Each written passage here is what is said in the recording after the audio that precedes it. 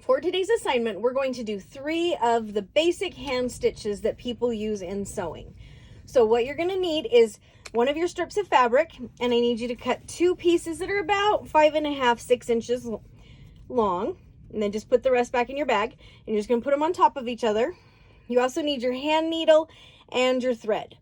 Now, if you weren't here because you were quarantined when we made our hand sewing kits, hopefully you at least have a spool of thread and a hand needle that you can use, and then you can just do these stitches on paper, a paper towel, anything. All right, it doesn't need to be the specific strips that we passed out in class. So just, you can do it on anything. Hopefully you have a hand needle and a spool of thread that you can do this assignment on. So first thing you're going to do, cut about 18 inches of thread. You don't want to make it too long because you don't want it to get all tangled up, and you also don't want to make it too short because then you won't have enough. So go ahead and thread your needle. That will be the most difficult part of today because some of those eyes on the needles are super small. Now I want to work with a double thickness of thread. So I'm going to make my 2 ends even. So here's my 2 ends of thread. Here's my needle. And I'm going to tie a knot.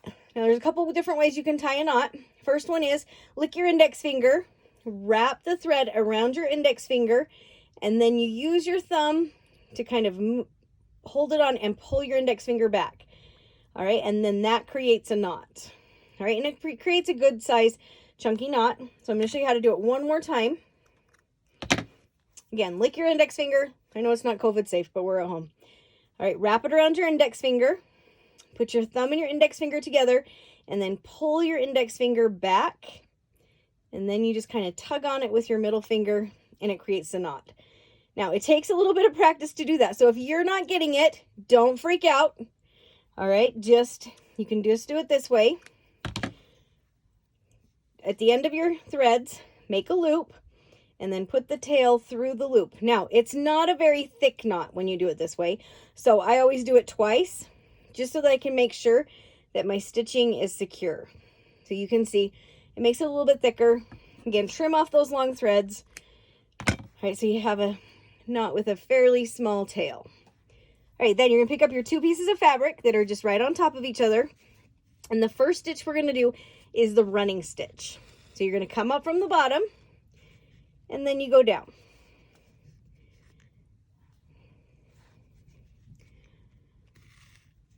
And then you come up from the bottom and you go back down. The biggest thing with the running stitch is you want to keep your stitch length and the distance between the stitches about the same. Like, don't make them too big because then it's not a very secure stitch, but you don't want to make them teeny tiny. So it's just coming up from the bottom, going down from the top to create those stitches. Now there is a little bit faster way to do the running stitch. So if you're at the bottom and you're coming up and you take a little stitch, but you don't pull your needle all the way through, and you're just going to kind of weave the needle back and forth. And then when you do that about 5 or 6 times, come up from the top and then pull your needle, and it will put your running stitches in there like that. Don't pull it too tight or it will start to gather up. You just want to keep it straight. All right, but that's kind of a faster way to complete that running stitch. So I just want you to show me, go all the way down your strip of fabric. If you run out of thread, it's okay. But try and get the whole strip of fabric and show me your running stitch. All right, once you have that done, you need to secure that with a knot. So you're gonna go down to the bottom of the fabric and turn it over. Once you're on the back, you're gonna take a teeny tiny little stitch. So take a teeny tiny little stitch, pull the needle through, but then you're gonna go through the loop to tie a knot. And I always do it twice, just to make sure that my stitching is secure. So take a teeny tiny little stitch on the back, pull the needle, but don't pull it all the way through because you need to go through this loop and then pull it tight. Once you're finished, go ahead and snip your thread. And I want you to just, with a pen or a pencil, just label this one the running stitch. It's just a basic hand sewing stitch, where if you don't have a sewing machine, you can use this stitch to like mend seams, things like that. The next one I'm going to show you, you're going to need another 18 inches of thread. So from your spool, got 18 inches, and we need it double strength again. So after you get your needle threaded, go ahead and match up the ends of the thread. A lot of times when you watch people sew, they only use a single ply of thread, but it is stronger if you double it. So my ends are even. I'm going to lick my index finger, wrap it around my index finger, and roll it off. All right, just keep practicing it. If you can't do it, don't get too frustrated. It takes a little bit of practice to do that. If you can't get it that way, just tie the knot with the loop like I showed you. So the next one we're going to do is called the back stitch. So we're going to start at the back. You always come up through the back because you want to hide your knot. And we're going to go down. Okay, then we're going to come back up. But instead of going forward like we did with our running stitch, we're going to go back. So you go back right here where you went down the first time. All right, so your stitches are close together. You don't have those spaces in between it.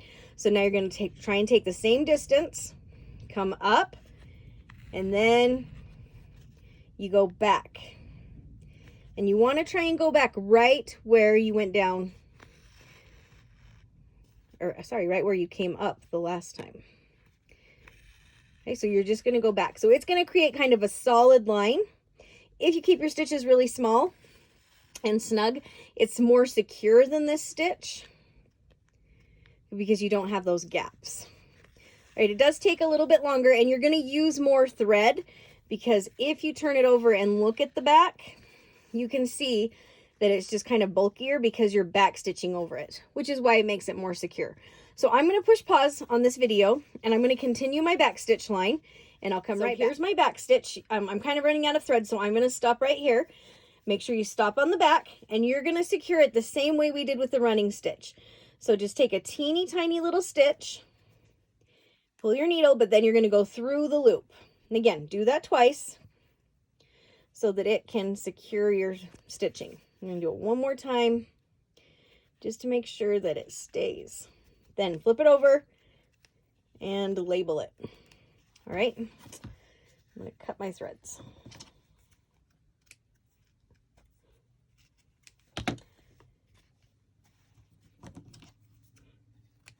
All right, so we're going to label this one back stitch.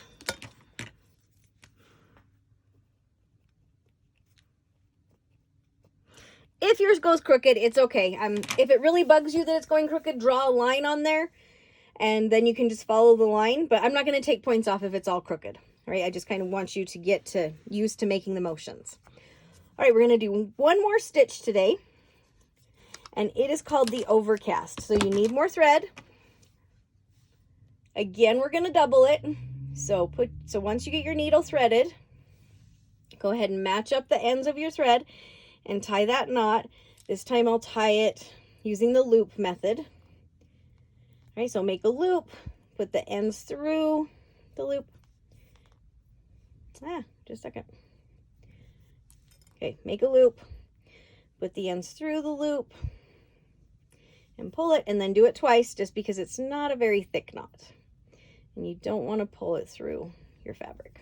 All right, there's my knot. All right, so the overcast is used to sort of join two pieces of fabric together, and it kind of prevents that fabric from fraying. So start at the back, pull it through. Now, instead of going down, what we're going to do is we're going to wrap it around the edge and come back up. All right, so it is going to overcast the edge of that fabric. All right, so don't pull it too tight or it will curl like I just did. But you are just going to wrap the thread around, and it wants to like go in all different directions. If you can keep it straight, that's great. Mine always kind of start to slant, which is fine too. You just want to get it to go over that edge of that fabric. So just keep going. You just come up, pull it so that it's over the edge. Basically, you're not going down in the fabric. You're always just wrapping it over the edge and then pulling it up. When you're doing it, you want to try and keep these stitches about the same distance apart and about the same length. So I'm going to stop. When I get to the end, I'll come back and show you how to tie it off. All right, so I've overcast all my edge. All right, it doesn't look very nice, okay? It's kind of sloppy. I'm not going to take points off for that. So I just want you to see that you realize that an overcast stitch goes around the edge. So when you get to your last stitch, make sure you flip over to the back, and you're going to take that tiny little stitch, just a super tiny one, and you're going to do the same thing, go through the loop, and then pull it, and then do it one more time just to really secure it. All right, then I want you to just cut your thread and just label this one overcast stitch. And then I also want you to write your name on this before you take the picture. So make sure you put your name on it. Then I want you to take a picture of it and submit your picture to Canvas for your assignment for today. All right, I hope you guys have a great day, and I will talk to you again on Friday.